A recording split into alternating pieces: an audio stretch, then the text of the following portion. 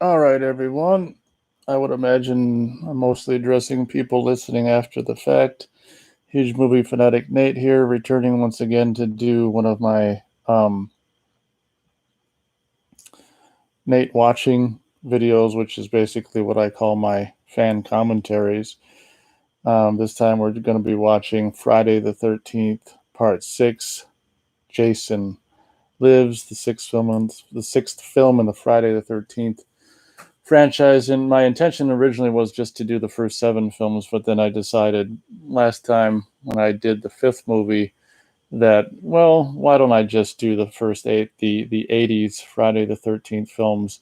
I don't It'll be interesting to see, when it comes time to do eight, because I can't imagine I'm going to have a whole hell of a lot to say about it, but I just, like the OCD in me, I'm just like, well, let's just do all the 80s Friday the 13th and the Paramount 80s Friday the 13th.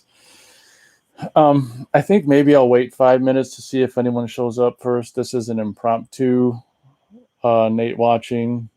No one. I think only one person kind of showed up in chat last time, which is fine. It's possible that people have realized, since I don't really read chat necessarily during these, that maybe they decided not to come and listen live, which is completely understandable. I have thought about just switching to doing these just privately and then just publishing them after the fact, but I guess we can still do them live where people can see and join in chat if they want. But I think these aren't necessarily so much about people participating in chat, or at least the last one wasn't, which is fine. Obviously, when I'm not really paying attention to chat, there's not a lot of motivation for people to type in chat unless they're talking to each other. Um, so we'll just wait like 3 more minutes, see if anyone shows up and get her rolling. But I guess before I start, I can say that Friday the 13th Part 6, Jason Lives, is one of the two Friday films that I watched the most when I was 12, when I first discovered the franchise, because the seventh one was the most recent one, and obviously six was the most recent before it. And I've said this in my review, I believe, of Friday the 13th Part 7, my most recent one that I think I did in 2018. I don't remember, time flies. That my dad and I, saw the teasers on the TV, or not the teasers, but the TV spots on TV for Jason 7, or Friday 7. And we were talking, we saw them, not together, but on our own, and we were talking about, that the TV spot for Jason or Friday 7 looks kind of fun. Maybe we should go see it. And I was a little too pansy yet to, at that age of 11, to actually go to a horror movie. So we didn't do it. But I just wish so much that, we had actually gone to Friday 7 to be able to, have that memory of seeing it in the theater. A year later, my dad and I would go see what I regard as the worst of the 80s Friday the 13th. We'd actually see Jason Takes Manhattan in the theater, probably, I don't know, probably within a week of it coming out in the theater. But so what I was saying, as we wait for no one to show up here, or what I was saying is that because, part 6 and 7 were among the most watched Friday the 13th, when I first got into the franchise, part 6 and 7 have a special place in my heart as a result, because that summer when I was 12, um I ended up, I don't know if I dubbed 7 or not, but I ended up taping, like, halfway through summer, part 6 off TV. So I had 6 on tape. I can't remember if I copied 7 or not, but basically, 6 for sure, since I owned it halfway through the summer, was a Friday that I watched a lot after I recorded it off TV. So we got about 25 seconds before 5 minutes in, so we will start the movie at that time. Of course, I'm watched nothing but the Scream Factory Blu-rays since they came out last year, so I'll be watching my Scream Factory Blu-ray of Jason Lives here. And as it's approaching 5 minutes, let's get on with the show. As always, I ask that people watch the movie on their end. with my audio if you want, or if you know the movie enough, you might not even have to watch it at all. Paramount logo comes up. This will be the last time the analog, if you will, Paramount logo will be featured in a Friday the 13th film.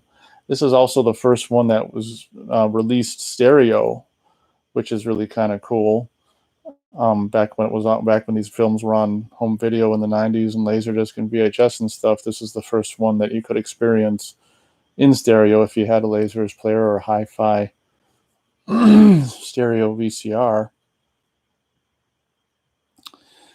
So Tom McLoughlin, the writer-director of this film, was hugely inspired by, like Universal, from what I understand, Universal horror movies and stuff, as we see the mood setting shots of steam going over the ground in the lake. Hell, I must be crazy. If the institution ever found out about this, they'd held a butt back in straitjacket. Permanent. That's to get you guys synced up if you're watching the movie along with me after the fact. So this is a very much kind of a gothic. I guess it's got a little bit of. I mean, it's not huge, but a little bit of gothic influence in it. Which that I'm not crazy about any of the gothic influence in this film. I could do without it, and Tom McLoughlin, if it were up to him, he'd probably have this film in black and white, which is, it's as a creative person, which he definitely is. That's his right, but I prefer to watch this film in living color, if you will. It's funny to note that this guy here, before I forget to mention it, this guy with the shovels will end up getting caught trying to go down the stairs. These shovels caught. If you're watching along with me, I'll let you know exactly when he gets caught. It's right here. But they just leave it in the movie. Actually, I wouldn't even notice that until quite a ways into my years of watching this. But as I mentioned in my audio recording of watching part 5, it's interesting how part 6 begins pretty much the exact same way part 5 does, with two male characters going to find Jason's grave and dig him up. But unlike 5, this is actually quote unquote happening for real in Jason Lives Friday the 13th part 6. I forgot to mention in Final Chapter that film was the beginning of what I call, and probably a lot of fans call it, Tommy Jarvis trilogy. I remember to say that on my Nate watching of part 5, and I will also say on this film, obviously this film Friday 6 completes the Tommy Jarvis trilogy, and here we have Tom Matthews, who is the basically the third and final actor to portray Tommy Jarvis, as they dig up Jason and during this lightning storm, which precedes the rain coming. And incidentally, I'm a huge fan of rain in these horror films and horror films just in general. And it's kind of a bummer that I'm glad we've got rain in this film, but it's kind of a bummer it only just briefly shows up at the beginning of this, and the pre-credit scene at the beginning of the movie. But at least there's some rain in it.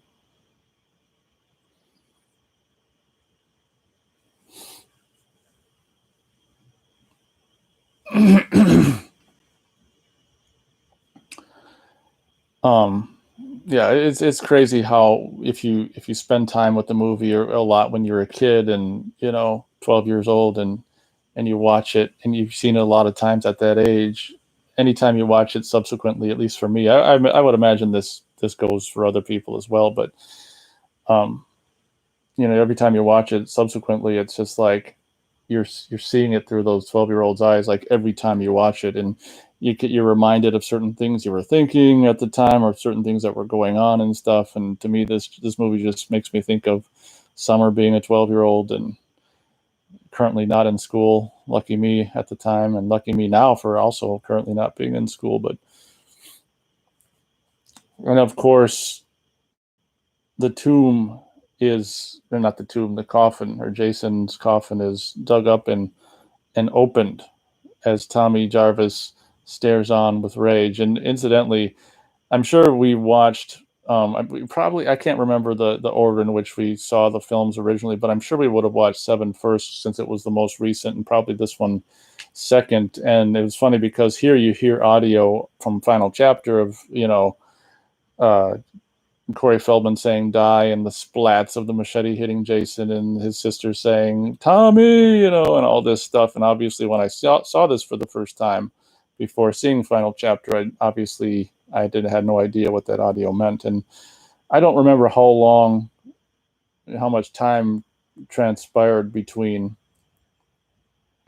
me seeing this and Final Chapter. It was kind of a process where, I mean, obviously with 7 films on home video, it probably took, I don't know, several months for my dad and I to, over the course of, whatever, this Friday or that Friday, we'd go to the video store, get a pizza, and rent a movie. And I'm sure it wasn't like some kind of a, Friday, week to week marathon. I'm sure Dad didn't want to see a Friday the 13th every week for 7 weeks, but I think it was like over the course of, the winter or something, we ended up seeing all the films. I don't think we even necessarily saw them in order. It'd be kind of fun to know if I had, could go back in a time machine and see what order we watched the movies in, but I guess it ultimately doesn't matter. So here we have, I blabbed past the moment where Tommy Jarvis very cornerly in a corny fashion rips the pole from the fence, because any part of the fence you want the pole,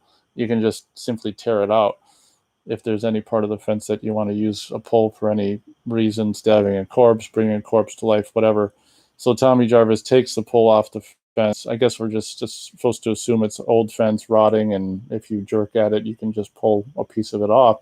Stabs Jason because he's so furious about him. The irony about this movie is that he's basically, if they hadn't gone there, Jason would have never come back to life. And it's kind of realistic, because young people and old people, for that matter, can be this way. And by this way, I mean stupid as shit. So it's kind of ironic how he's going back to, he wants to go to Jason's grave to, like, for a therapeutic session of, like, I don't know. He wants to dig him up, stab him, and burn the body. And if he just left him alone, everything would have been fine. So it's kind of ironic that, he stabs him with this metal pole right before during a lightning storm, before the rain starts, thunderstorm, leaves a hole in him, and the lightning strikes him and brings him back to life, which it's just funny. Incidentally, obviously I mentioned this in my review of the film I did in 2018 or whatever, but obviously we know that this is the most, what one could probably call commercial of the Friday the 13th films in the 80s. I don't know. It's possible that Part 8 kind of is as well, but I'd say that this one just is probably just the most commercial, or at least we'll say the most commercial one up until this point.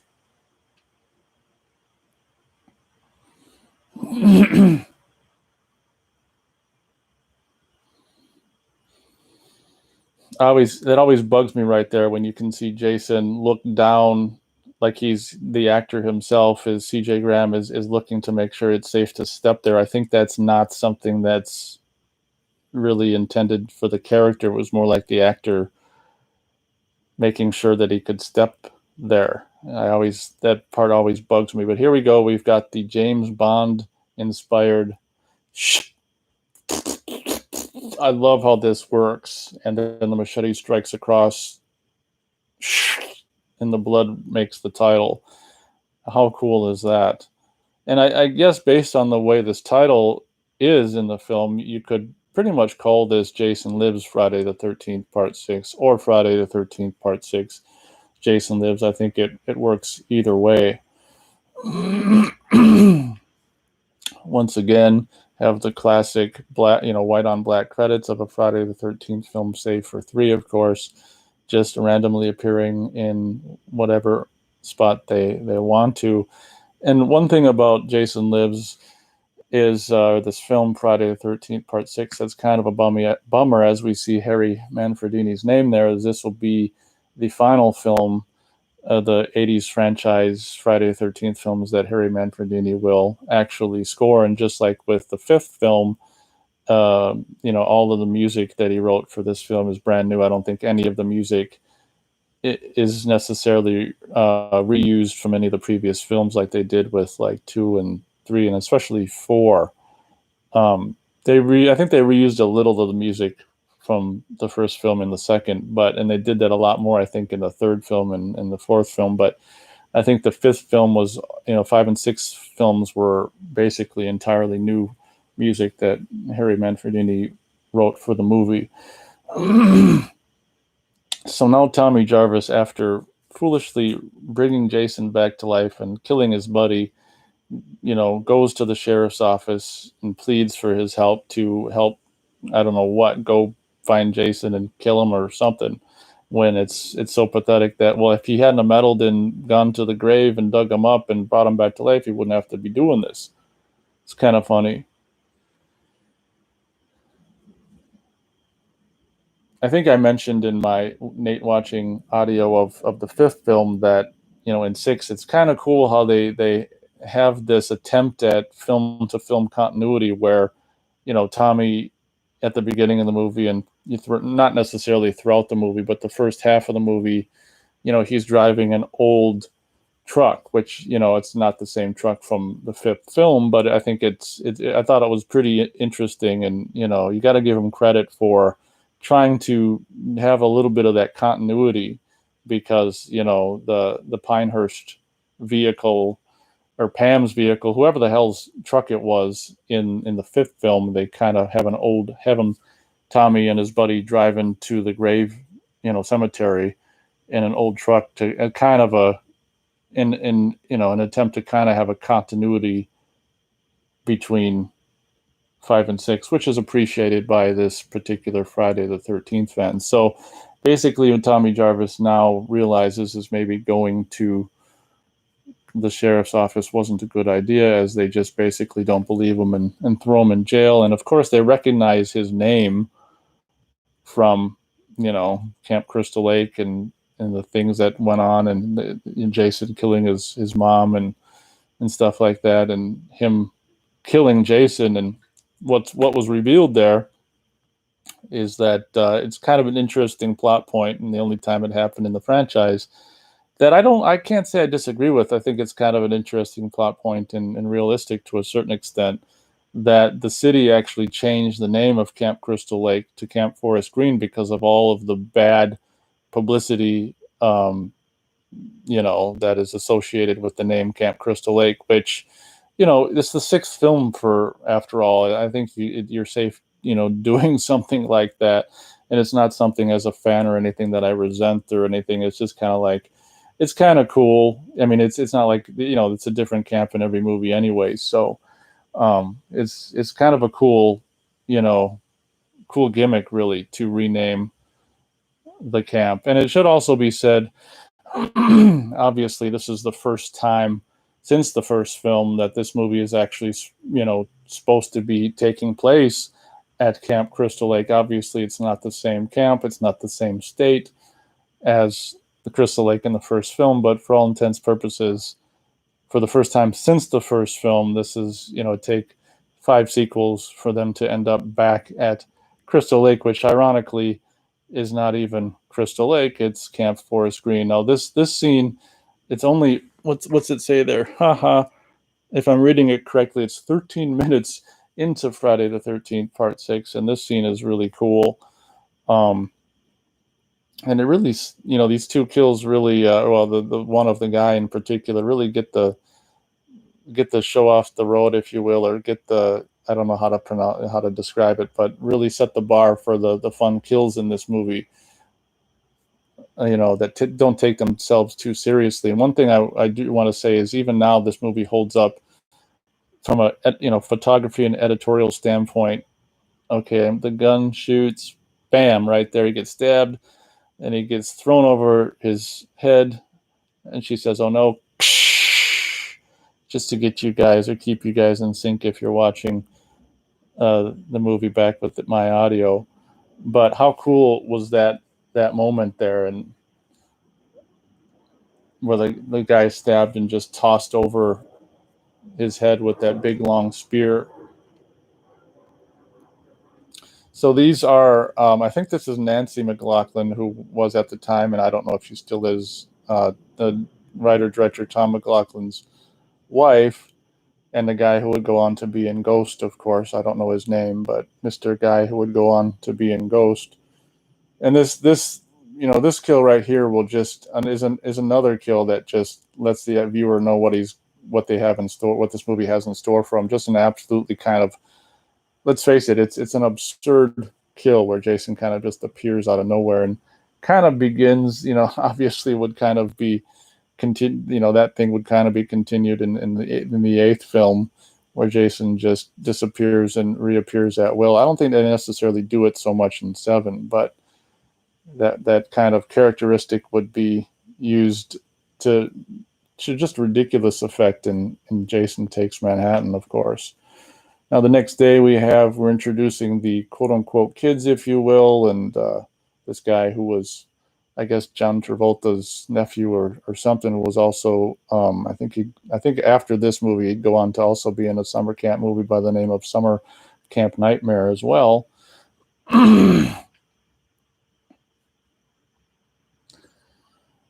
So we're introducing our main characters here that are the camp counselors that are, the two characters that just died, of course, are the older camp counselors that were, I think, more the ones that were going to be in charge, and these are like the younger camp counselor helpers or whatever. And now they're coming to visit. The blonde, of course, as we all know, is the daughter of the sheriff guy there, and they're coming to visit him, I guess, just before on their way to Camp Forest Green, and they find out that Dad's got a nutty Tommy Jarvis in the cell there, and a spark is sparked between Tommy Jarvis and what's her name, Megan, I want to say, the character, the blonde. Incidentally, just like with the fifth film, I think I mentioned, it was kind of funny that just the beginning of the movie, I think, is the only time the grown-up actor who plays Tommy Jarvis actually wears glasses to kind of connect between the Corey Feldman opening and the older Tommy Jarvis. We just see, the first time we see the older Tommy Jarvis, he's got glasses on in 5, but I don't think he wears them the rest of the movie. And very much like with 5, this one continues the Tommy Jarvis character just with no glasses. I guess he's either got, his vision either improved or he got contacts or whatever. But this is an interesting plot point. Mr. Caretaker, who graduated high school for this job, realizes that Jason has been dug up, and it's kind of comical that the Tommy Jarvis's buddy fell into the coffin and his foot's sticking out, and he thinks that's Jason's foot and just buries him anyway. There's a lot of aspects of this movie that comical aspects that I can understand why certain people wouldn't appreciate the comical aspects of the movie, but being someone who appreciates humor, I appreciate the tongue-in-cheek and comical aspects of Jason Lives. Incidentally, just as an overall location for this film, I do like the cabins and the buildings, but the lake is just like, oh my God, Mud Lake. It's just completely not, as a lake enthusiast myself, the lake is just not very appealing to me, being just basically all muddy looking.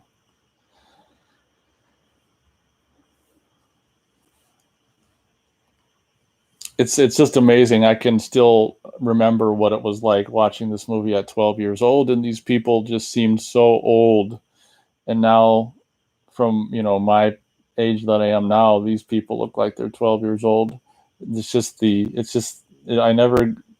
just continuously fascinating to me that, as throughout how the course of or your throughout the course of your life, how your whatchamacallits can change your I can't think of the word right now, just based on where you are in your life. You see things based on where you are in your age, and you see age based on your current age, and it's just interesting.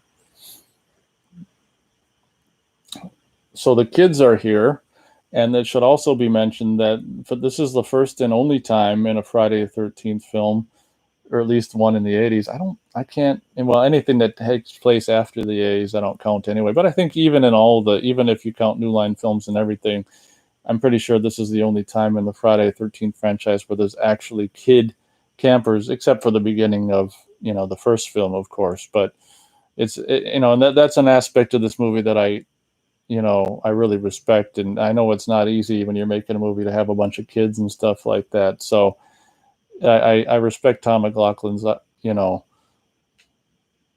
decision to do that as the writer director of this movie, to actually, Jesus, we're doing the sixth film about this franchise based in summer camp, killings at summer camp, and we haven't had kids at a summer camp yet. As a matter of fact, I mean, the first film was the only one that really took place at a summer camp. Second one was Counselor Training Center, and after that, it just went to people's private property, with 3, 4, and 5. So now we're finally back at summer camp, and Tom's probably thinking, let's actually have some freaking kids there for a change. So this scene, I think in the 80s, paintball was kind of a big thing. They had this, seems to me like, I don't know, I want to say Gotcha or something was a brand of paintball guns and pellets or whatever. But I think paintball was kind of a popular thing in the 80s. I know that there was like this movie. I don't know if the movie was based in, I don't think there was much paintball in the movie Gotcha, but it seems to me there was an NES game by the name of Gotcha, which might have been like a paintball game. I don't know. All I know is paintball, I think, was kind of a popular thing in the 80s. So I thought it was interesting how Tom integrated that quote unquote sport, if you will, into comedically into his, Friday the 13th film. And this character, basically because of having these paintball characters and this Rambo guy here who's dead, Jason, of course, is able to get his arsenal of weapons in a shining machete. I don't really like necessarily how shiny this machete is, for the record. It's almost like chrome. I'm not keen on it, but this death here, where the guy's head goes into the tree, is awesome. And I don't know, just the cherry on top with the arm that got ripped off in the process must have got a laugh. It'd be fun to watch this movie at a midnight screening with a packed audience of Friday the 13th fans. Because, with the packed audience, this would be a fun Friday the 13th to watch. There'd be just as many laughs or more laughs probably as there would be, shrieks of scaredness or whatever. And I have no problem with that. It's the sixth film. It's time to have some fun as far as I'm concerned. And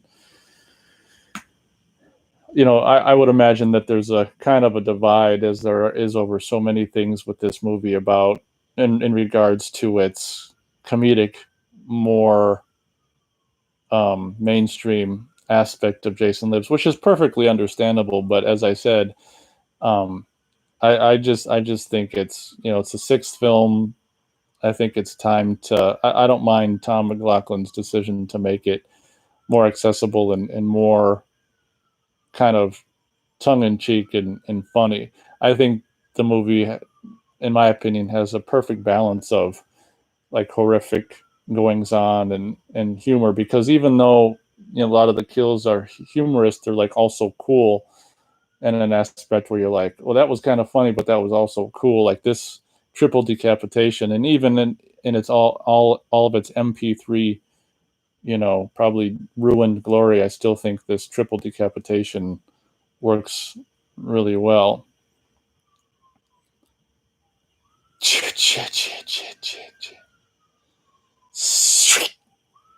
I think that works absolutely fantastically. And I think would be anyone's inclination to just, they're holding a gun and maybe he forgot at that moment that it's unfortunately a paintball gun. But even if it was more than a paintball gun, obviously, as we'll find out later on in the movie, it wouldn't have helped him anymore. I mentioned in my quote unquote fan commentary of the fifth film that ironically the fifth film doesn't actually feature Jason, it's imposter Jason, but that film would set the precedent, which would ironically be kept, for the rest of the films in the 80s of, the walking Jason. Of course, up until, like 2 and 3 and 4, Jason ran. And it wasn't until Imposter Jason, which wasn't even Jason, the quote unquote Jason character, never ran and just walked. And like I say, it's something that a tradition or whatever the hell you want to call it, characteristic that they carried out through the rest of the 80s films. As a matter of fact, I don't remember, not that it matters because it doesn't really exist to me, but I don't remember if he ran in the reboot or not. But since that movie basically doesn't exist to me, it doesn't really matter.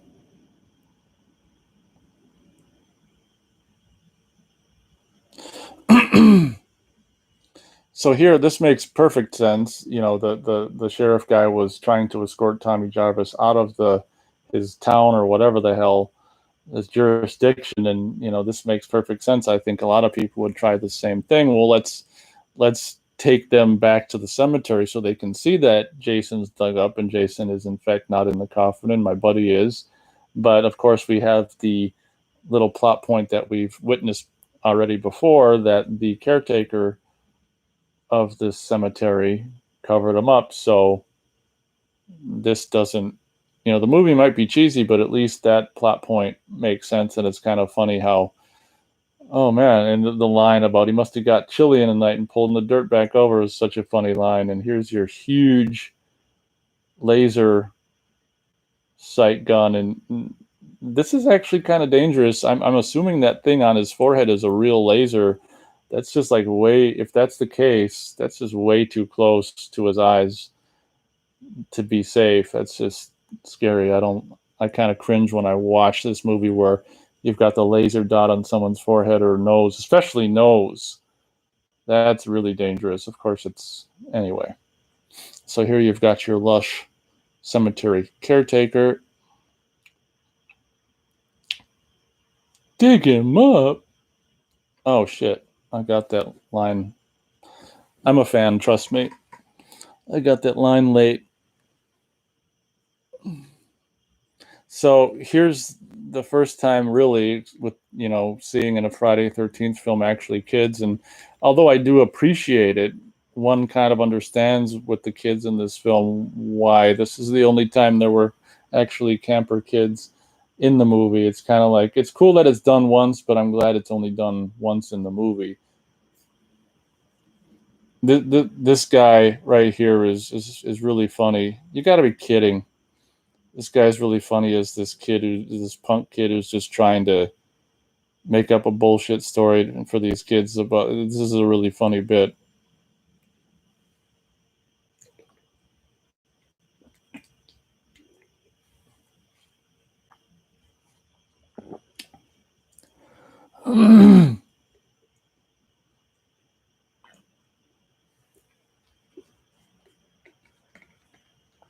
Just wetting my whistle. I'm having a little water here.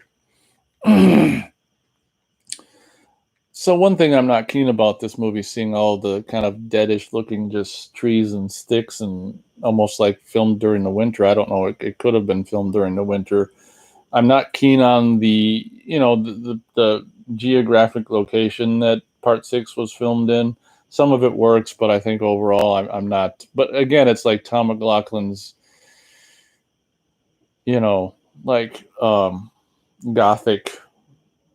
He wanted the gothic, like leafless, dead-looking trees. I'm not keen on that look. I much prefer the lush. I mean, there's trees there, but it seems like a lot of the places they film in is I don't know, just like almost dead tree forest. This, from what I understand, was done in California. Was an extra scene that they filmed, where they added an extra body count, actually 3 extra body counts with this Ted Danson lookalike wannabe guy, and this woman here did a new commentary for the Scream Factory Blu-ray, which I thought was funny. She's just in the movie for this scene and did a commentary, but whatever. She's technically in the movie, I guess. But I always thought this Ted Danson guy was funny, and I'm gonna wear my, whatever suit coat thing to the woods. Is just ridiculous. So this scene was probably, decided to add 3 extra kills to the movie, and thought up and shot after the fact. Oh, okay. So looks like I don't know how long ago Matt said yo, or if he's still here or not. But hello, Matt. This is another one of these watching the movies things. So unfortunately, it's not really about interacting in chat, I'm afraid. I don't know if you're still here or not, but I'm watching a movie and doing a quote unquote fan commentary. Thank you for showing up and saying yo. Drunk guy. I think it's funny how the drunk guy gets killed with his own bottle. Okay, Matt says I'm still here. Yeah, I feel bad because I guess if you want to talk, we can talk, but I'm primarily doing a quote unquote fan commentary for Friday the 13th, part 6. Did you get my comment about during the week? I'd, try to show up to a live stream if you did one during a weeknight. But anyway, getting back to the movie, killing a drunk with his own empty alcohol bottle, I thought was a funny touch, and just killing 2 people with 1 machete was funny as well.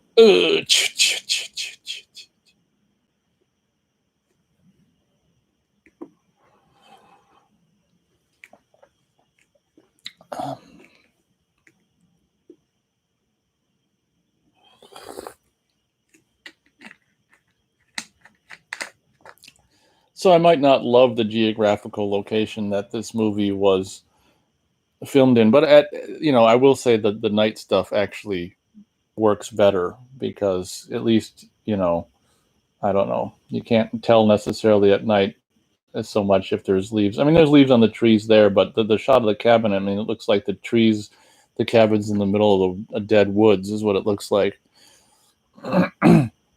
Now, I mentioned this in my review of the film where we've got the character of Sissy here who creates this, basically explains and creates this great Jason card game here. And, I wonder if any hardcore Friday the 13th fans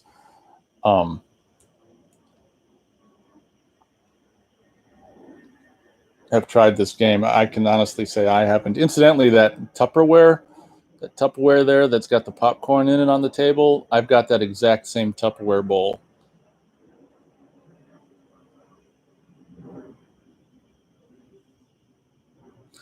Matt says I did get that comment. Yeah, here's an idea. It's up to you, of course, but I've got, let's see, I'm like, okay, so I've probably got like 40 or 50 more minutes of doing this commentary. If you were up to doing a live stream, on your end after I do this, I'd definitely show up for that if you wanted to do that.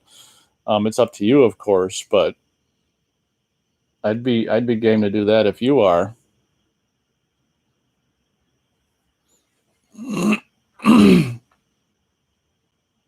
But anyway, the whole idea of Sissy, inventing the Camp Blood card game and describing how it works was really cool. And I really should try it one day. Now, it's interesting. I don't know if this is a wink to Nightmare on Elm Street or not, but this girl who, I don't think she really had a nightmare as much as she is really seeing stuff. I don't know. It's not really explained, but it's funny how this girl who, says she had a nightmare, her name is Nancy. I'm not sure if that's an intentional wink to Nightmare on Elm Street or what.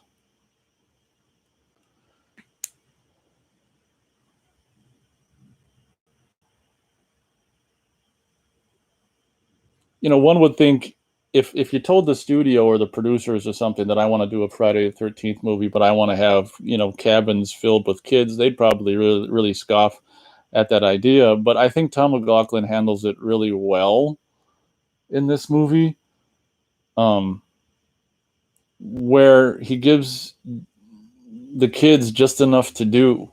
You see the kids just enough. Okay, here we go. Now, this is one of my complaints with the movie. And of course, right now we're watching the quote unquote sex scene. The character of Court, the John Travolta's nephew kid guy, has gotten together with Nikki at a campsite in this Winnebago. And that's, this is probably my biggest complaint with this movie is this quote unquote, PG-13 sex scene, or even PG sex scene. It'd probably be PG-13. But after all of the TNA we got to see in the fifth film, it's a little bit of a bummer. And I don't know if it was Tom McLaughlin's idea to have a PG-13 sex scene, or if it was this actress's insistence. I don't know. I don't remember. But whoever, whatever reason it was for, it's kind of a bummer. But after all, if you want to see, if anyone wants to see something, there's definitely places to see something. But it's just kind of a bummer every time I watch this movie, just the PG-13 sex scene. And I want to say that's the sound guy put in a little sound of a condom being taken off right there, or maybe it's just my perverted imagination, but I think there's this subtle sound of a condom being pulled off.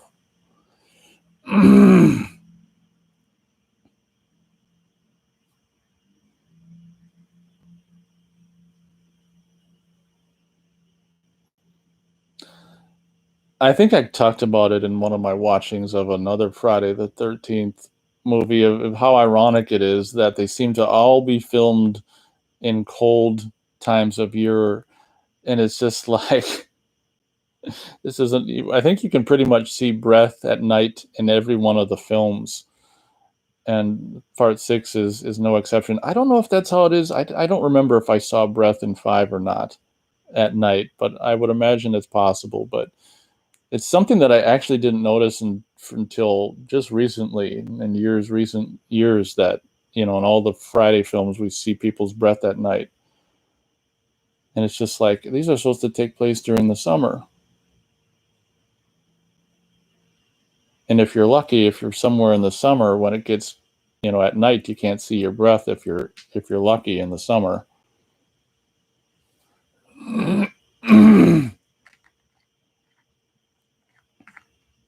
Jump scare there with Nikki and her 80s hairdo, and she always reminded me of like the way she talks. Like, I don't know if she's trying to model her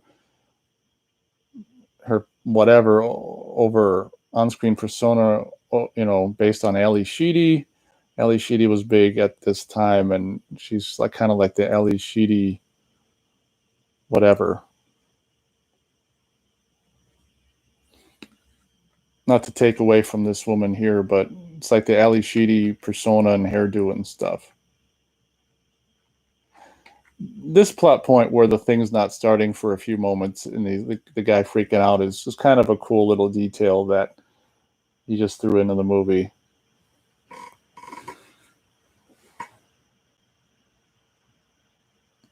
Okay, so Matt would want to give more notice to any other people that would want to watch his stream and want to experiment with using my computer. And he says, I don't know, I could just make it private afterwards. It's up to you. I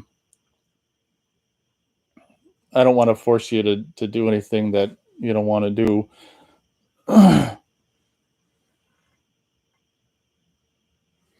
Matt says, it's mainly the mic thing I got to mess with. I hear you. I just thought, since you're online and, we're both at home and online, I thought maybe it'd be a possibility. It's been, over a year since you've done a stream after all, but I understand what you're saying as well.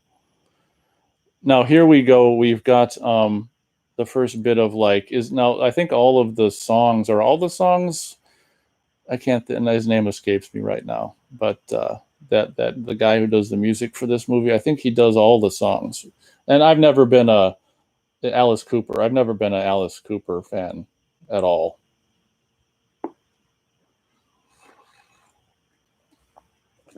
For the record, no, it's funny how Jason gets into the Winnebago while they're outside, and then once he's driving, he kills these people. And this kill with the girl, the way it's shot and cut is just, even by today's standards, is brilliant. I shouldn't even say even by today's standards, because movies suck now. So, like, there are no standards today. You can tell that this kill with Court and the Rambo knife, and that's another thing. Is this like a nod to Rambo, like this Rambo knife here? You can tell this is very MPAA censored, fucked with.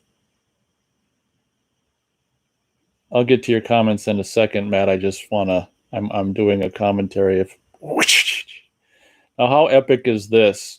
Freaking, flipping turning a Winnebago, jumping a Winnebago onto its side, and that's just like so cool. That's why this movie for me is so cool, because it's just like it's just like, yeah, if you're gonna do like a mainstream Jason movie, this is it. And how beyond classic, if anyone's watching with me after the fact, is that imagery of Jason standing on top of the burning Winnebago that's on its side.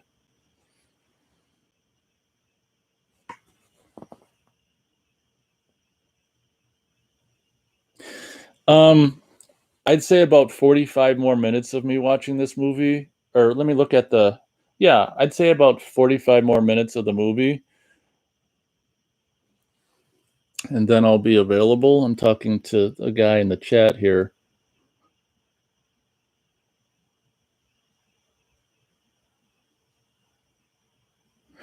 Yeah, I understand you did the stream as a test. But this time, to be fair, some people did show up. Yeah, didn't you have like 3 people? I understand it. I'm just, since we're connected, I just thought I'd throw it out there. If you don't want to do it, that's cool.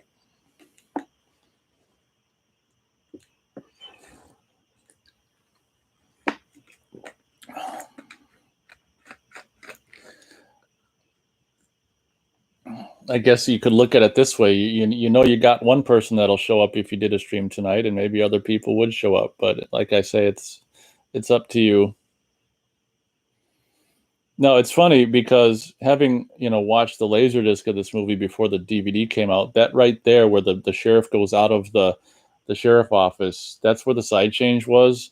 Like when he went out the door, and then when you turn the Laserdisc over, I think that whoever did the side change screwed up, because they thought that was the end of the scene. Because the first thing on side 2 of the Laserdisc was the shot of her standing there, so that was technically the last shot of that scene. I think the guy who decide where the side change was going to be screwed that up, because why would you start side 2 with the last shot from the previous scene?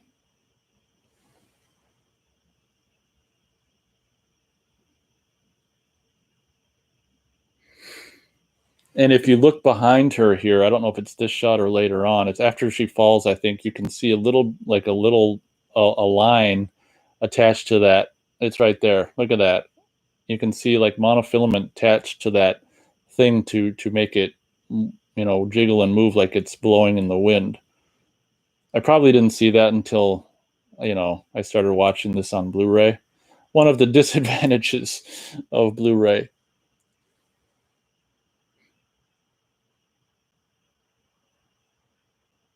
Oh, that time you did it was optimal time, so you were disappointed by the lackluster turnout. Matt says, I'm thinking about doing it. I can always just make it private after. Yeah, I'd say so. I'd definitely show up. I'll tell you that much. And like I say, probably 45 more minutes of me doing this movie. I got to complete this movie quote unquote fan commentary for all my fans. It'd be an interesting test to see if anyone shows up, and like you say, if they don't, you can private it.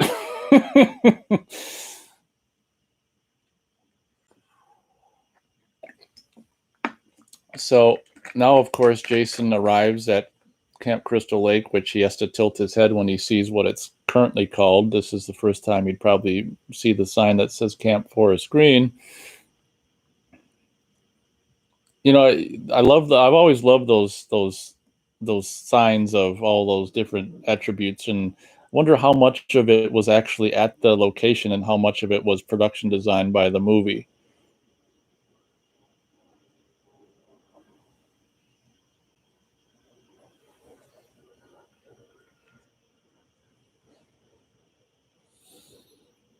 So for the longest time, I always thought those bodies were from the RV right there, but it didn't. I didn't realize until recently, even though the frickin' VW Bug is right there in the shot, that those bodies were the two first victims.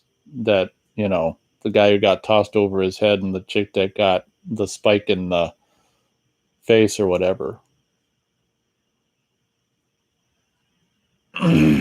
I can still remember the TV edit of that showing the body parts on the ground. It's like they were okay with showing like the first shot, but they didn't show that last shot of the severed leg because you can see all the gooey innards of it. So I think they showed the second time they cut back to it, they just showed the arm again or something like that. It was the same thing with the TV version of Final Chapter, and the guy nailed to the wall and in the bathroom.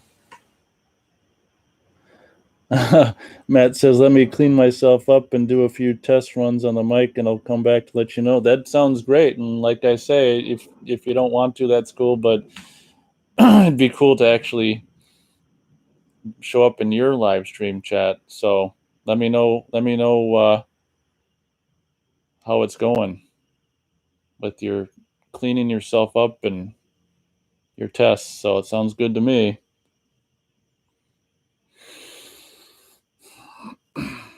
Now, that shot we just saw of, you know, Sissy looking out in the woods is a perfect example of the thing that I don't love about this movie, which is just basically filmed in Camp Crystal Deadwoods. You know, there's some shots of actually trees with leaves on them, but some of the shots are just look like it's just the fire went through the woods and it's just dead woods. But I don't mind the dead woods look at night on the night scenes as much as I mind it during the day scenes. This scene always confused me and still does. I don't know if she dumped that soda on Jason, or if he's crouched down behind the window. And this shot there that they showed of the door open from the other, that shot was from the scene that's coming up. I always hate when they show that. It's kind of like the editor's way of trying to, you know, get your attention towards there to make this scare work. But I hate that every time they show that shot, because that doesn't belong here in this scene, and there's no reason why the door would actually be open. So I guess we have to assume Jason was crouching down there beneath the window and she dumped the soda on him. This was always funny. It sounds like he punts her head. The sound effect of like him kicking her head. I don't know what the sound is really supposed to be, but it always made me think of him like punting her head over the field goal.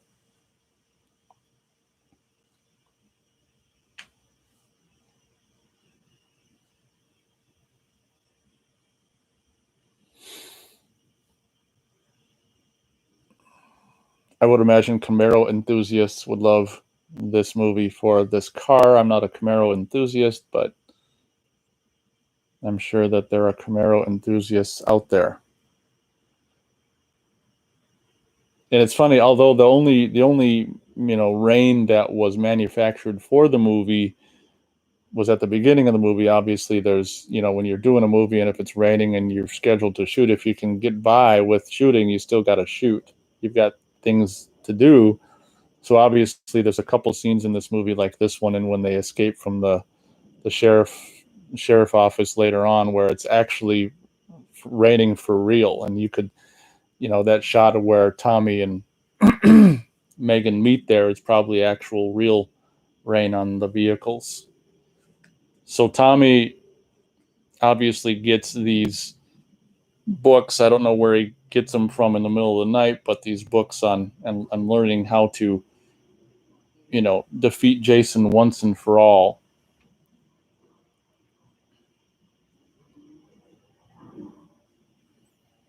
So he's got a plan to basically return Jason to his original resting place. And I just think this movie is really competently conceived and executed. It's funny how Tommy ends up in jail like twice in the movie. Like the first at the beginning of the movie, he's in jail, and he's actually let out by the guy, and then he throws him back in jail after this little car chase thing.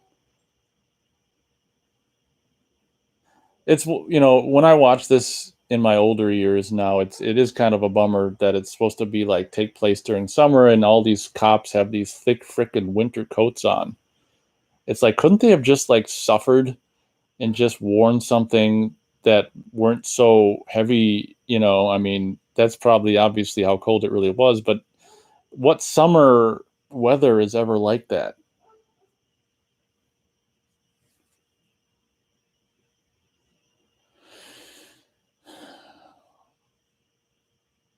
I don't think, I guess I'm wrong, because the song that's playing here, which of course I can't hear, but I don't think that's Alice Cooper. I'm not 100%, but I kind of don't think it is. Incidentally, I think this might be my favorite song in the movie. This whatever something summer. This is it's a cool kind of an action driving scene for a Friday 13th movie. That's why, a lot of people probably don't like this movie because it's so whatever, kind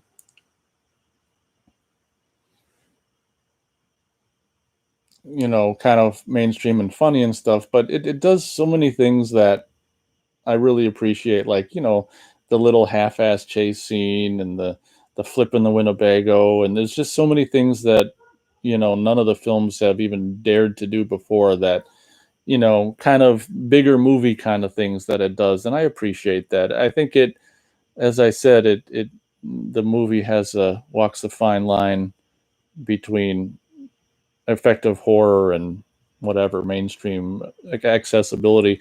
Now, if you look at the headboard of this bed she's laying in, it looks like it was the same kind of, if you've seen the movie The Forest by Don Jones, the killer has a chair that is basically the same kind of thing, where its backing is these wooden sticks. So it's almost like, I think they said in the commentary that they made the chair for the movie, but I'm thinking they bought the chair and it was the same kind of furniture line as this headboard for this bed, because it looks the exact same. But what do I know? But this headboard always reminds me of the is it Gary Kent's, the killer's chair in the movie The Forest from the early 80s. Of course, now Nancy finds this bloody machete outside and makes you wonder where Jason dropped it, and if he, intended for a girl to find it or whatever. And why is this girl even wandering around is the question. But so now, this counselor is thinking that her friends that have disappeared are playing games, so they're going to go out and play hide and seek with Jason in a scene that, the next time we see them, it's her bringing the counselor bringing her back to her bed. So it's not really, that scene of them hide and seek really isn't what's the word, embellished upon very much. So now, for the second time in the movie, Tommy Jarvis is handcuffed and back at the police station, which is kind of funny. You just can't get a break. Incidentally, I love that little detail on Megan's shirt where it's pinned up so you can see her freaking, 20 something flat abs stomach. That's a cool detail. And I mean, if you got it, you might as well show it.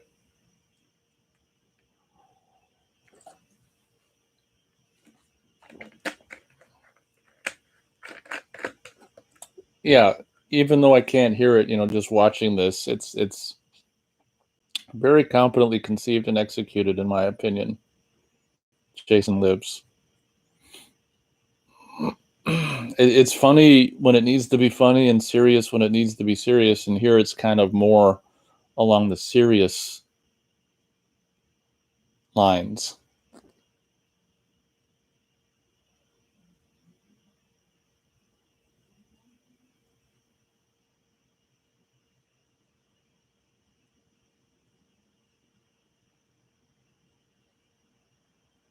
Back into the jail cell for you, mother.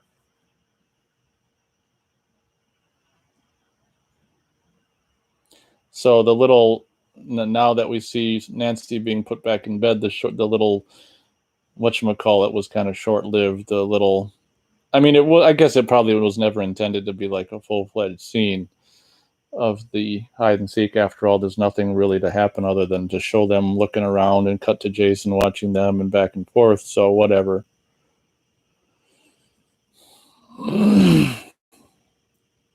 The counselor is now instructing her what to do if she continues to have scary dreams, assuring her there's nothing to be afraid of as we pan up and see something very much to be afraid of. Oh, I didn't mention it yet, but if you haven't seen now this shot, let me quickly say this shot as it's tracking. This here is, I don't know if it was intentional, but this exact same thing happens in From Russia with Love, with James Bond in the foreground and Robert Shaw on the train in the background. I don't know. They're going the other way though. I don't know if that's Tom McLaughlin's wink at From Russia with Love, or if it was just not intended. But after I saw, I was much more familiar with this, and then I got into the James Bond movies in the mid '90s, and I was like, oh man, that's just like the shot from Jason Lives. I wonder if the guy who did Jason Lives modeled that bit after that bit and at the end of From Russia with Love.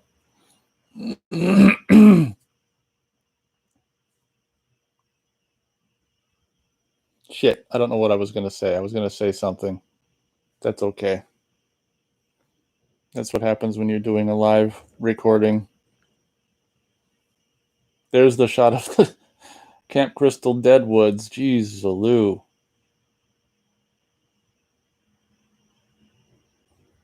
Now, this is probably one of my least favorite scenes in the movie. This is the scene where this counselor chick is going back to the empty cabin and is just. This is probably my least favorite scene in the movie. I guess to maybe it's more scary on a first time viewing, but for rewatchability.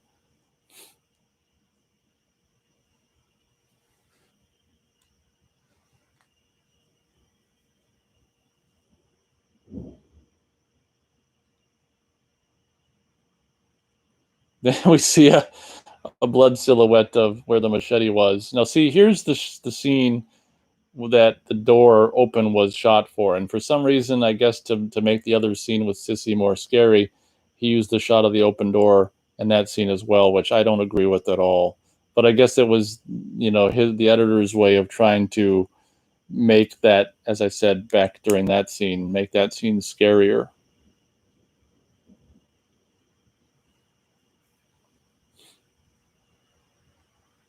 Door gets sucked shut. Oh, it's just the wind. All is well. Now I'm gonna shut the door. Oh, maybe not. I guess this scene isn't that bad, but it's still probably my least favorite scene in the movie. It's not that bad, and it doesn't last that long. But no, this you can't do anymore. Bam, kill a bug for a movie. They don't let you do that anymore.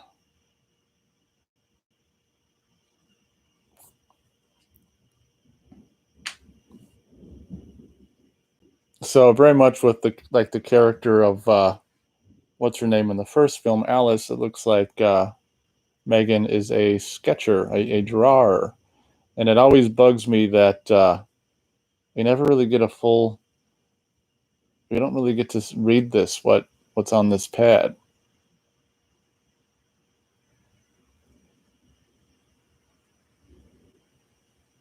I guess you could kind of pause the Blu-ray and try to read it. I don't think I've ever tried to do that.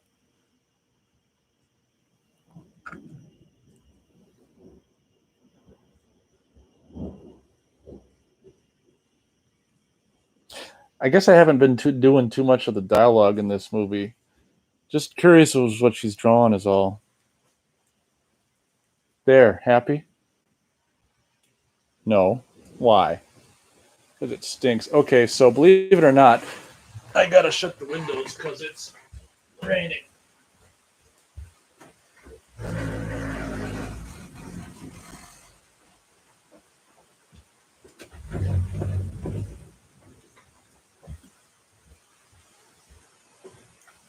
Oh, that one's shut. Okay, good.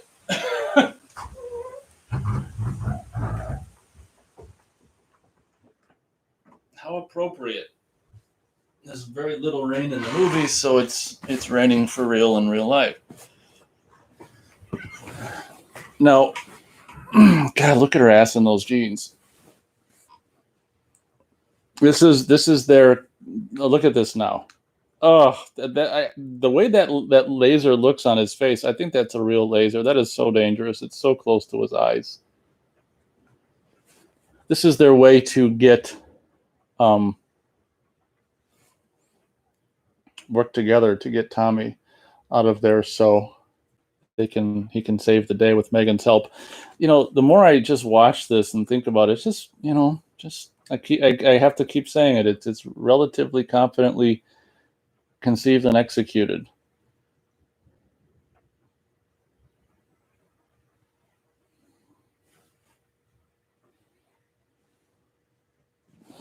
Now they're putting the deputy or whatever the hell you call this guy in the cell. I personally wouldn't have dropped the keys that close to him. Now here again, just like with them meeting at that place, it's actually real raining.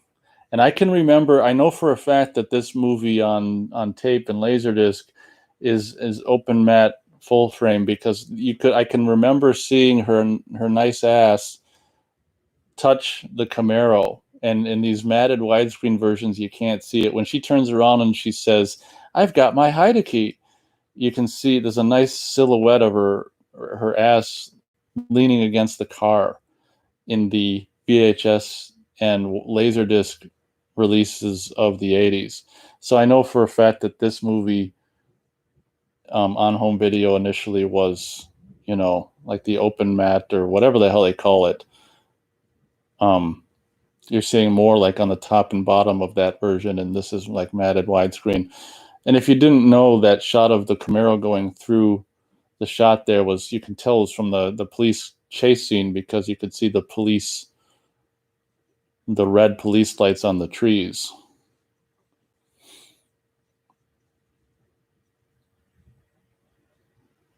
Now, shots of the lake at night are okay because you can't see that it's just a mud lake. Now, this scene is kind of creepy because obviously, if you're seeing this movie for the first time, you got Jason walking into a kid's cabin. It's kind of scary, but it's funny how much it harkens back to what Pamela Voorhees did at the beginning of the first film, where it's just kind of like, maybe he's actually going in there to see if they're okay. I mean, that's what I like to think. And obviously, he doesn't do anything to any of them, so he's just the steward looking over his flock of innocent kids. I mean, after all, he wants to, just like his mom before him, prevent anything from happening to these kids like what unfortunately happened to him.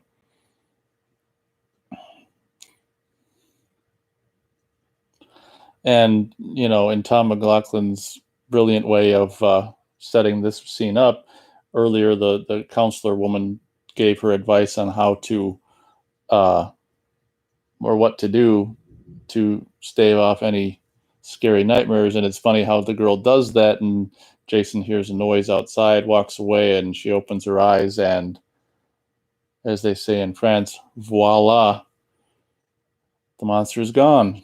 Looks under the bed.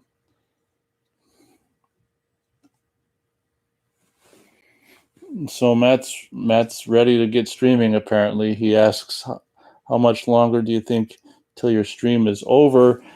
The movie's an hour and 5 minutes in. It's probably a 90-minute movie, so I'd say about, you might as well just say 25 to 30 minutes. I'll be done with mine. I hope that's not too long. Give yourself time to clean up and do tests. Now, incidentally, I also don't love this detail of the blood being splattered all over the cabin there. Oh, okay. Well, that sounds great. Matt says not quite ready. 15 minutes. Yeah. So I've got about 25 to 30 minutes left of this commentary, so that'll work out fine. There's actually some green stuff on tree branches. This scene, incidentally, is awesome. Or this part that where Jason takes this little dart out of his holster and gives it a toss and right into this guy's head. And the sound design for this bit is awesome.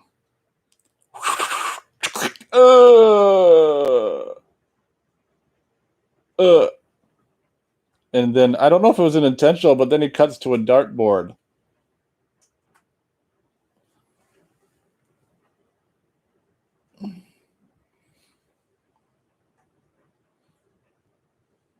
Now the sheriff is checking over the kids. Everything looks fine so far, except for, oh my God, there's an empty bed there.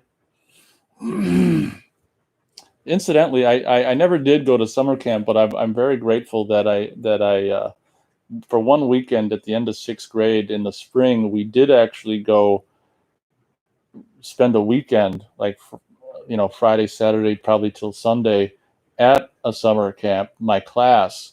And that's something that I'm so grateful that I got to do, because I don't know if I could have handled going to summer camp for weeks and weeks and weeks, but it was fun to get a taste of it just over the course of the weekend. And, it was the same thing where it was like the girls were in a cabin and us guys were in a cabin, and they had bunk beds and everything. And we got to do frickin' campfires. And I remember eating Cheerios in the mess hall in the morning. And, and they let us, we were freaking 12 years old. They let us go out in canoes by ourselves, which in retrospect seems a little, yeah, I don't know, a little irresponsible. But I just wish that, we had freaking video cameras on phones like kids do now back then. I just would have been so awesome to have that stuff documented on video. Us kids just out in the canoes on the lake by ourselves. I would imagine they made us wear life vests, but I can't remember if we wore life vests. But so it's probably a good thing that I never actually went to summer camp for a whole summer. But as I said, I got to experience it over the course of a weekend, which was something I'll never forget. It's just really cool, because even then, that was right around the time I was getting into the Friday the 13th films. And it was just like really kind of cool. I can remember, in addition to canoeing and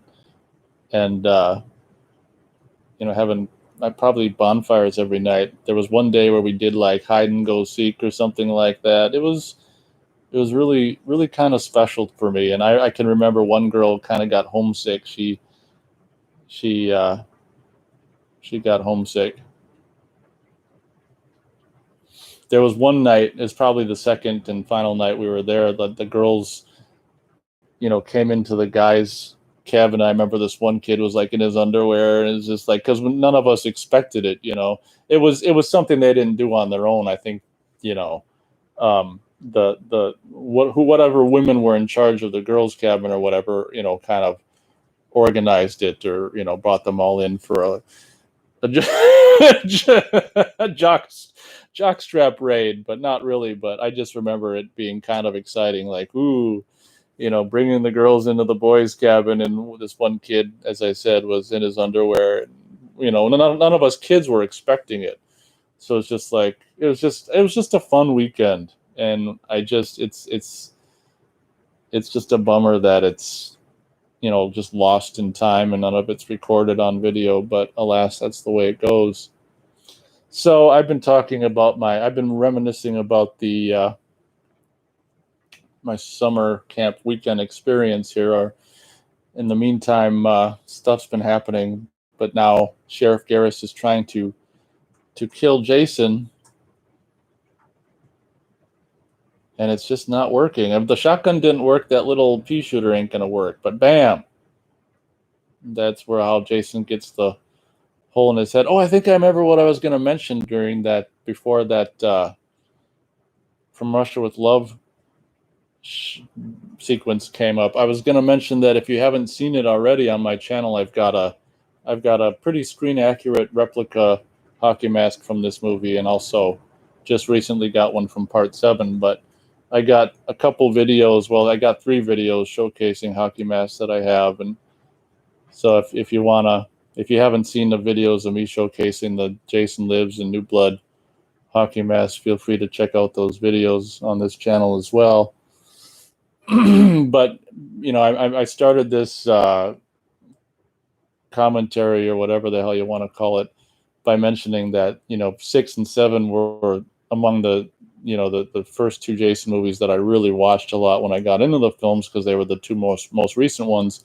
So as a result, the Jason Lives and the New Blood hockey mask kind of hold a special place in my heart. So it's nice to actually have really, really, really screen accurate versions of those 2 hockey masks now in my advanced age. I would have been so cool to be able to get those when I was 12 years old, because when I was 12, it was the late 80s, and it was like you had to settle for those god awful, and they still sell them, just the god awful generic hockey masks that you can buy for like $5, every Halloween, just the god awful generic that look nothing like any of the movies. How funny would it be? It just occurred to me right now, if they actually did a Jason movie where they had him wearing one of those stupid ass generic hockey masks. That'd just be such a joke.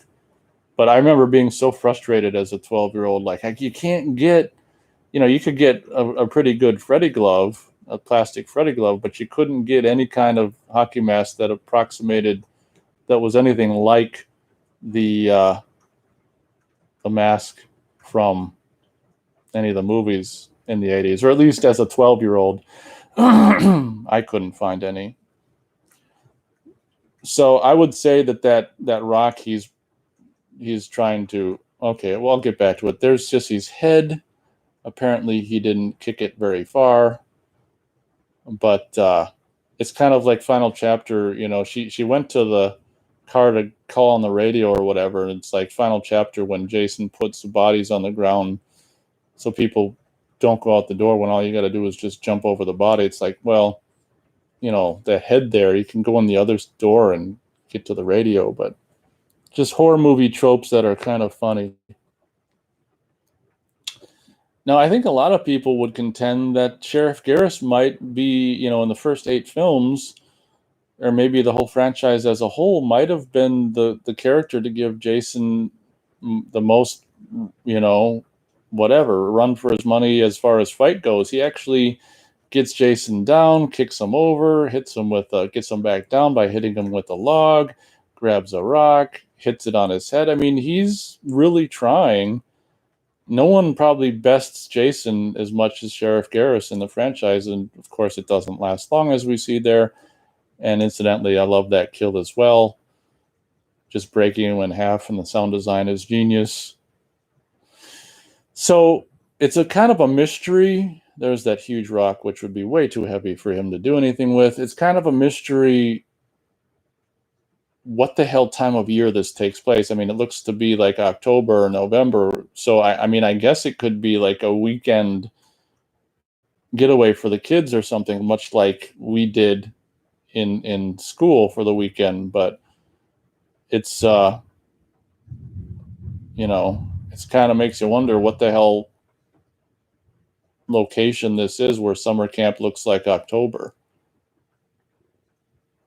But I do kind of like the leaves and the blowing around, and the leaves in the water. It's kind of like the end of Friday the 13th Part 3, where they kind of do the wind versus the rain.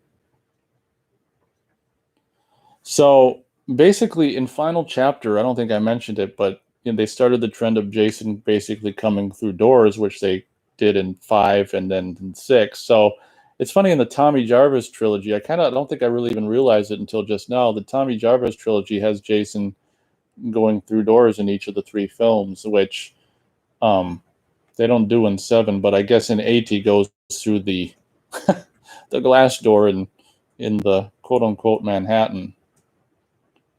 So obviously we've probably already seen this movie if you're listening to this fan commentary. So we already know what his and Tommy Jarvis' intention is here.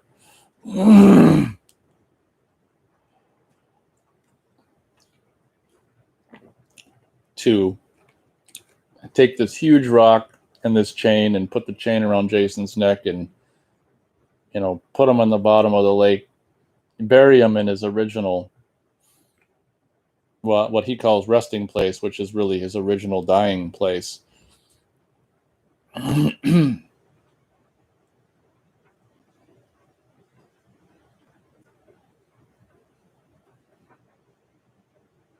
think this is a combination of the actual camp location and these close-up shots of Jason. Like, where's it going to be? Like right there. I mean, it's probably just in someone's pool, because you can't see any of the ground of the building back in the background. I would imagine this is in some pool or something. This bit.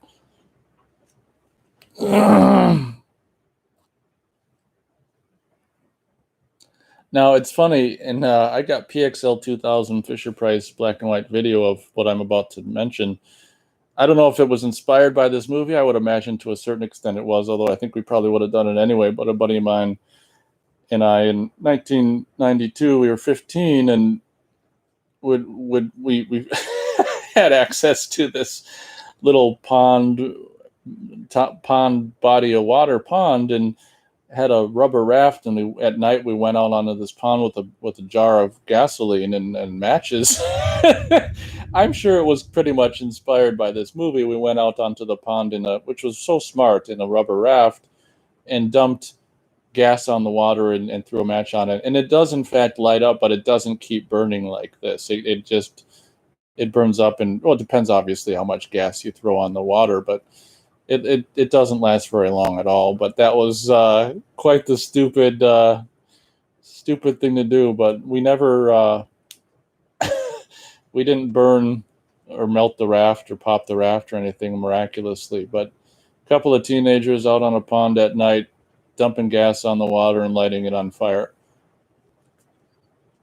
So every time I watch this, I'm reminded of that. Of course, if you didn't know, obviously this is in the movie is they've just got little gas propane bars just under the water there that they lit, but it works really well.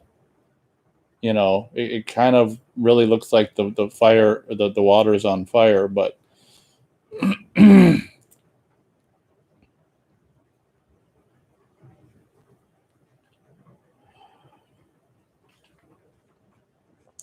I'm kind of wondering, based on tonight's experience, if I shouldn't just do these Nate Watchings streams private and then just like publish it after the fact, because people aren't really showing up anyway. I mean, Matt showed up, but I think he kind of wanted to talk about other things, and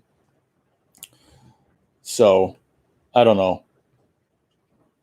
It's something I can ponder, because it's not like the last one I did or this one anyone's showing up and talking about it. I think people probably pretty much just like to listen to them after the fact, which makes sense.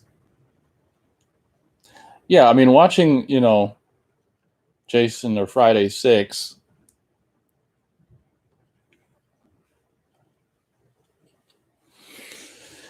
it's definitely more ambitious in a lot of areas than some of the, a lot of the movies that came before. It's really, I really do like it. All right, Matt, saw your little comment there. Sounds good. So as soon as I'm done with my thing, I'll head over to your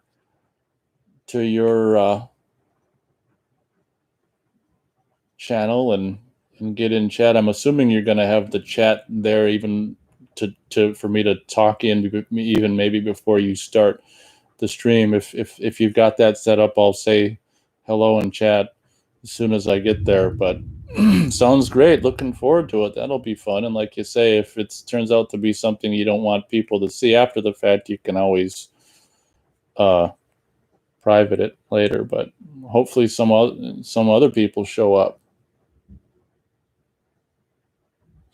Oh, you don't know how this works? Yeah, the chat should be up by default, so it's probably up. Did you do the thing where you scheduled it? I think you said. Yeah, you said set at 11:40. If you've got it scheduled, then chat's probably just automatically there. You have to turn it off if you don't want it there. Sounds cool. It'll be cool to be in the chat and have you talking for once.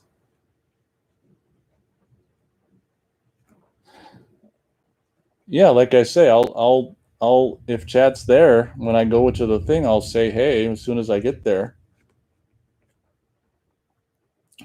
You can be sure of that. You've just got probably, I don't know, movie's pretty much wrapping up now. I'm kind of talking to Matt and not talking about the movie, but obviously Tommy is incapacitated and Megan is finishes off Jason, quote unquote, finishes off Jason.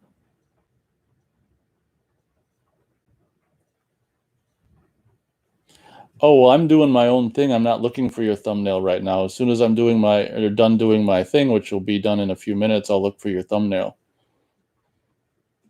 So a little distracted at the end of this fan commentary. That's why I'm kind of thinking of doing these in private moving forward, but that's okay. We're scheduling. I'm making plans with Matt here to show up in his stream.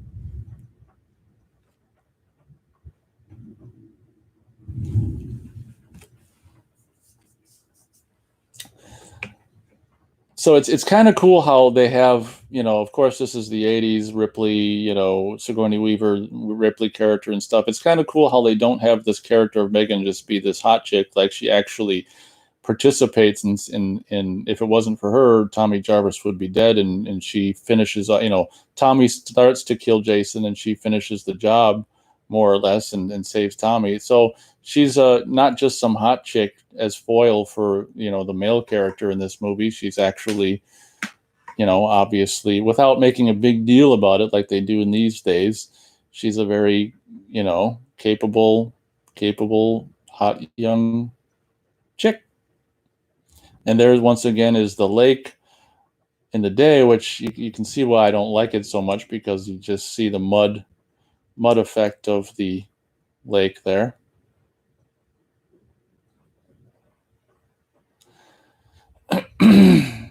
In a lot of ways, this would be the ultimate, ending of the franchise, and but of course it isn't. But it would have been a good ending if it was the end of the franchise, to put Jason back in his resting place and just do a zoom in of the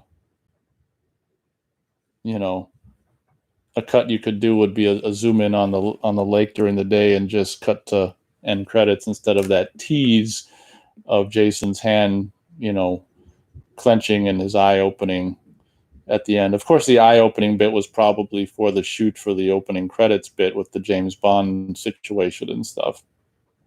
But I guess I might as well just blab through the end of the end credits. We can, if you're still listening after the fact, and can look for the last final time in the franchise at the 60s, 70s, and 80s analog Paramount logo. Maria Mancuso. I wonder if she's related to the producer Frank Mancuso Jr. But yeah, thank you very much. I'm assuming people are hopefully listen to this after the fact. Thank you very much for doing so.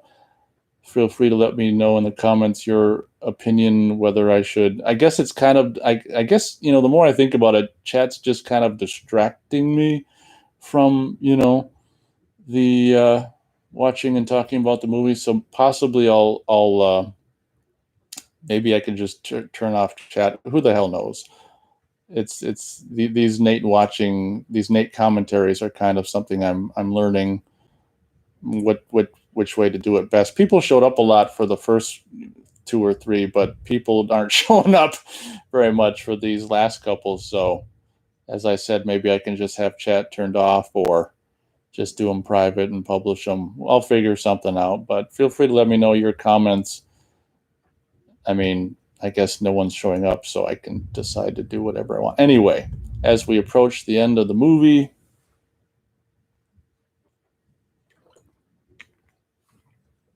recorded in ultra stereo, songs by Alice Cooper. Do they? Yeah. Oh, okay. Hard Rock Summer was performed by Alice Cooper. Okay, well, that's my favorite song in the. It doesn't sound like him though. That's weird.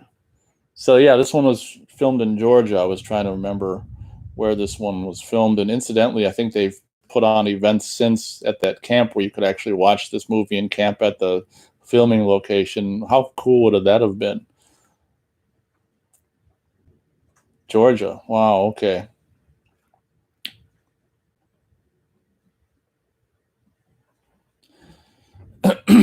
All right. As we see the events and characters bit and copyright blah blah blah by Terror Incorporated. Thank you very much for watching this particular whatever fan commentary. Nate watching. Did I say thanks for watching? Thanks for listening to this particular fan commentary. And next up, whenever I get the inkling to do so, I'll be doing, of course, Friday the 13th, Part 7, New Blood. And then I have decided that I wasn't originally going to do Jason Takes Manhattan, but since, it's the last of the 80s, Friday the 13th, I figured I might as well do it. So I will be doing that as well. So be on the lookout for those fan commentaries, and I guess we'll catch you on one of those. Thanks a lot.